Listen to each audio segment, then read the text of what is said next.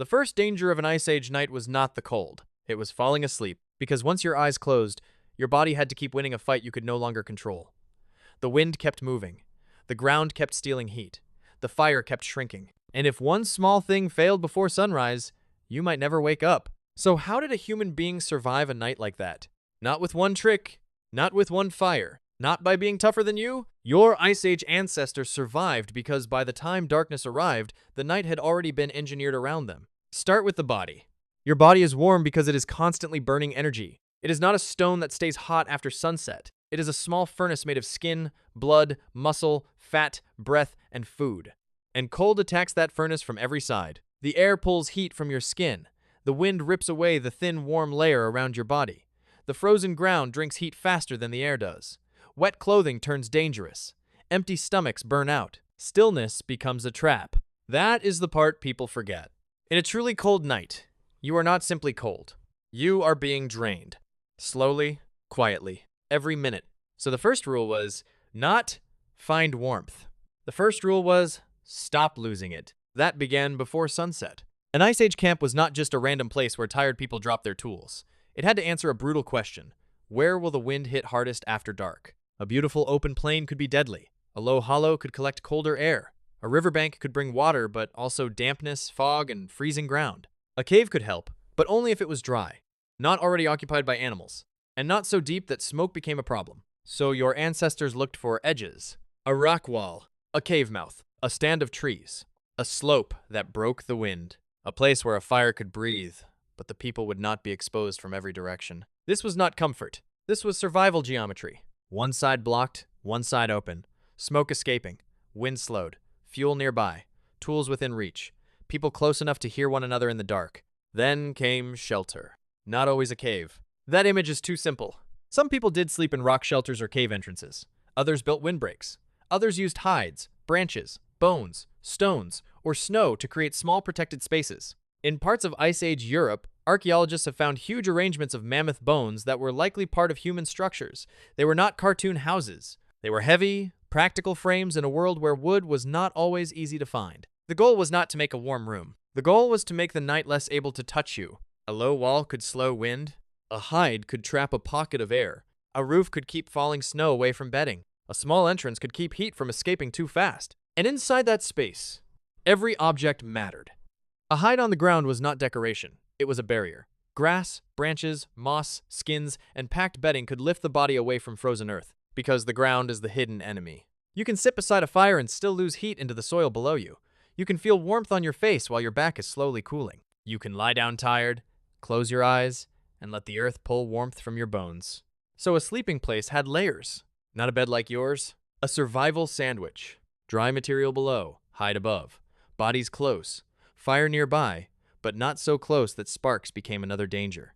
Then came clothing. This is where the old caveman in an animal skin picture breaks down. Ice Age clothing was not just a furry blanket thrown over one shoulder. Humans had stone scrapers for preparing hides. They had bone awls and, later, eyed needles that could stitch fitted garments. A loose skin helps. A fitted layer helps more. A covering around the feet, hands, and head can decide whether you keep moving the next morning, because the body has weak points. Fingers, toes, ears, nose, neck. Anywhere blood comes close to the surface, the cold has a door. So the best clothing was not just thick.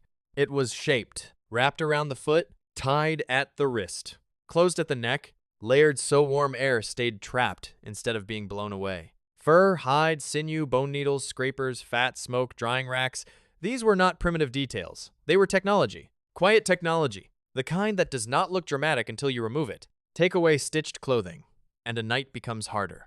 Take away dry bedding, and it becomes harder again. Take away shelter from wind, and the fire must work twice as hard. Take away food, and the body itself starts failing. That brings you to the next part of the night. The fire. Fire was not a glowing symbol. It was work. You had to feed it, protect it, place it, share it, keep it from dying without burning the camp. A flame that looks huge at sunset can become a red memory before midnight. And the hardest part of a cold night is not the first hour. It is the hour when everyone is exhausted. The hour when fuel is low. The hour when your hands are stiff. The hour when the fire still exists, but only barely. So, Ice Age fire management was not just make fire. It was keep heat available until morning. Thick wood burns differently from brush. Dried dung can burn in places where wood is scarce. Bones can be part of fuel strategies when fat and marrow remain. Embers can be covered and nursed. Hearths can be shaped with stones. A small protected fire can be more useful than a dramatic open blaze that the wind eats alive. Fire also changed the space around it. It gave light. It kept predators cautious. It dried damp clothing. It hardened tools. It made food safer and easier to digest. It gave people a center, but fire had limits. It could not warm the entire world. It could not heat the ground under you. It could not save a wet person forever. It could not replace calories. That is why food mattered at night. Not just food in the stomach, fuel in the body. Fat mattered because fat is dense energy. Meat mattered. Marrow mattered. Stored food mattered. Eating before sleep was not just hunger relief. It was giving the body material to burn while the air tried to pull heat away. You can think of the body as a fire hidden under skin. If that inner fire has no fuel, the outer fire has to do too much. And the cold is patient. It does not need to win quickly. It only needs your body to lose 1 degree, then another, then another. This is why a night in the Ice Age was social. Not romantic, not cozy. Social in the most literal possible way. People were insulation. People were alarms. People were memory. People were hands that could add fuel when your hands were too numb. A lone person had to sleep and guard the fire and watch the dark and manage their own clothing and hear danger and wake up cold all at once. A group could divide the night. Someone could stir embers. Someone could hear movement. Someone could pull a child closer. Someone could notice smoke filling the shelter. Someone could remember where the next bundle of fuel was stacked. In that world, survival was not individual toughness. It was coordination. A child survived because adults had already made decisions before the child understood them. An injured person survived because the group still had enough energy to protect them. An elder survived because knowledge was not stored in books. It was stored in bodies, habits, scars, and repeated winter nights.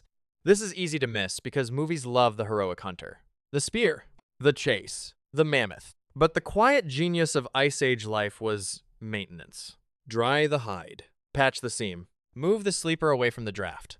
Break more fuel before your fingers stiffen.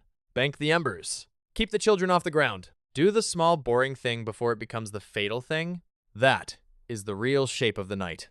Not one dramatic battle, 100 tiny defenses. Now picture the shelter after sunset. Outside, the temperature drops. The sky clears. The snow reflects faint light. Wind slides across open ground and searches for gaps. Inside, the fire is low, not huge. A hide wall moves slightly. Someone shifts closer to the heat. A child coughs in smoke and gets moved. A tool lies near the entrance. A pile of fuel waits just far enough from sparks. Food scraps are stored carefully because smell can matter in the dark. No one thinks of this as a survival hack. This is normal life. That is what makes it so strange. For them, the impossible night was ordinary. For you, a cold bedroom is uncomfortable. For them, cold was an environment that had to be negotiated every hour. And every solution created another problem. Close the shelter too much, and smoke builds. Open it too much, and heat leaves. Bring the fire too close, and sparks threaten hides and hair. Move too far away, and the body cools. Sleep too deeply, and the fire dies. Stay awake too long, and exhaustion makes tomorrow dangerous. There was no perfect answer, only balance. The shelter had to breathe, but not leak. The fire had to burn, but not rage. The clothing had to trap air, but not hold sweat. The group had to sleep, but not all at once. The night had to be endured without using every bit of energy needed for morning. Morning matters more than people think. Surviving the night did not mean lying still until sunrise. It meant waking up able to move, able to gather fuel, able to hunt, carry, repair, search, walk, and make decisions. If you survive but wake up soaked, numb, hungry, and exhausted, the night has only delayed its victory. So, the best Ice Age camp was a machine for preserving tomorrow. It kept bodies warm enough. It kept tools usable. It kept fire alive. It kept the group together. It kept knowledge moving from one person to the next. And it did all of this without metal, electricity, matches, modern fabric, weather forecasts, or emergency rescue. That is why the word primitive is so misleading. Primitive does not survive a glacial winter. Careless does not survive. Random does not survive. Only systems survive. And those systems were built from things that look simple only because you are used to better ones. A hide is simple until it is the difference between sleep and death. A needle is simple until it closes the gap where wind enters. A hearth is simple until it keeps embers alive under ash. A sleeping group is simple until one person wakes another before the fire goes out. The Ice Age did not make humans powerful because humans were physically stronger than the cold. They were not. The cold was bigger. The night was longer. The landscape was crueler. Humans survived because they learned to make weakness collective.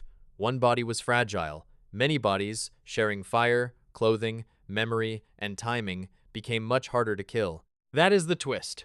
Ice Age survival was not about becoming less human. It was about becoming more human, more social, more prepared, more dependent on tools, more dependent on stories about what happened last winter, more dependent on someone saying before sunset, "Not there, the wind will turn." By dawn, the shelter would look unimpressive. Ash, smoke, bent hides, flattened bedding, cold hands, tired faces. Maybe a child still asleep under fur. Maybe one person crouched over embers, coaxing red back into flame. Nothing heroic. Just life continuing. And that is the part worth remembering. You are here because thousands of nights like that did not end badly. Not because every ancient human was fearless. Not because they conquered nature. But because they learned how to make a small, warm circle in a world that wanted to erase it.